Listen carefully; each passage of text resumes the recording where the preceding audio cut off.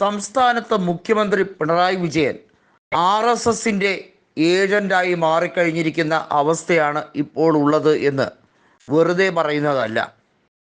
ഇപ്പോൾ നിരവധിയായിട്ടുള്ള സാഹചര്യങ്ങൾ അതിന് വ്യക്തത കൂടുതൽ വരുത്തുന്നുണ്ട്.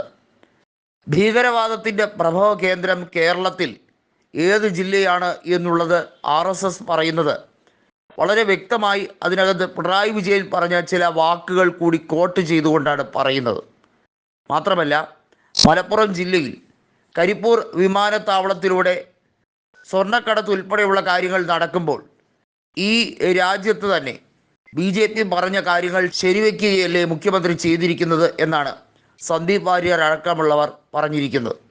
അതായത് മുഖ്യമന്ത്രി പിണറായി വിജയൻ തങ്ങൾ പറയുന്ന കാര്യങ്ങളെ ശരിവെക്കുന്നു എന്ന രീതിയിലേക്ക് BJP വന്നിരിക്കുകയാണ്. സംസ്ഥാനത്ത് ഇപ്പോൾ BJPയുടെ കാര്യങ്ങളിൽ കേന്ദ്ര നേതൃത്വത്തിൻ്റെ കൃത്യമായ ഇടപെടലുണ്ട്.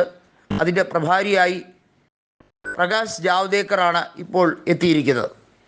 അദ്ദേഹം കൃത്യമായി പറയുന്നത് കേരളത്തിൽ BJPക്ക് വലിയ രീതിയിലുള്ള മുന്നേറ്റം 2026 ഉണ്ടാകുമെന്നും 20 മുതൽ 30 സീറ്റ് വരെ നേടിയെടുക്കാൻ കഴിയുമെന്നും ഒക്കെയാണ്.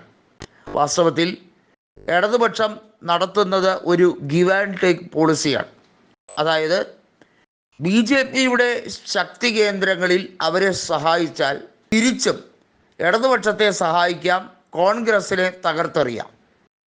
കോൺഗ്രസിനെയും മുസ്ലിം ലീഗിനെയും എല്ലായിടത്തും തോൽപ്പിക്കുക എന്ന ലക്ഷ്യവുമായി തിരഞ്ഞെടുപ്പിൽ ഒരുമിച്ച് സഖ്യം, അതായത് ജനങ്ങളെ കബളിപ്പിക്കുന്ന രീതിയിൽ അവിശുദ്ധ സഖ്യമുണ്ടാക്കി കൂട്ടുകച്ചവടം നടത്തി ആ കൂട്ടുകൃഷിയിലൂടെ ലാഭം കൊയ്യാനാണ് BJPയും CPIMും തീരുമാനിച്ചിരിക്കുന്നതെന്ന് കോൺഗ്രസ് ആരോപിച്ചിരിക്കുന്നത് വെറുതെയല്ല, തെളിവ് സഹിതമാണ്.